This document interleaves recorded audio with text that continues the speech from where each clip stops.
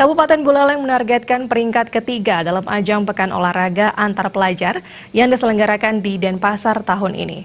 Buleleng juga menargetkan 75% atletnya meraih medali.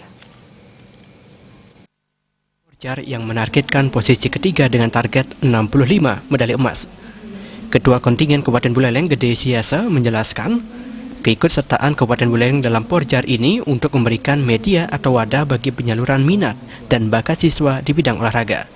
Sekaligus sebagai media pembibitan bagi calon-calon atlet untuk berprestasi di tingkat daerah. Selain itu, Siasa mengatakan target pencapaian untuk Kabupaten Buleleng masih di peringkat 3. Ia mengakui Kabupaten Buleleng belum bisa menyamai jumlah medali yang diperoleh peringkat kedua tahun lalu karena jarak jumlah medali sangat jauh.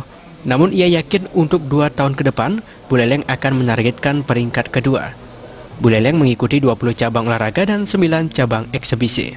Tahun ini kita mengirim 306 atlet ya, kita mengikuti 20 cabang olahraga dan 9 cabang olahraga ekspedisi. Tapi ekspedisi tidak menentukan peringkingan. Target kita tetap di ranking 3 seperti tahun lalu. Karena ring pencapaian medali emas dengan ranking 2 kita masih jauh.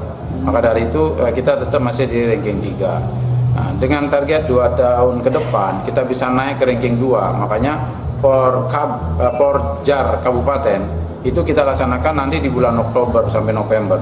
Dengan harapan dari Oktober November kita akan memiliki atlet untuk bisa mewakili Buleleng di Porjar Provinsi tahun 2019.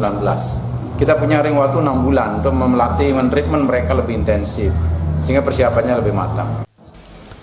Pekan olahraga antar pelajar digelar di Kota Denpasar yang diikuti oleh hampir seluruh kabupaten kota di Bali. Komang Yuda, Bal TV.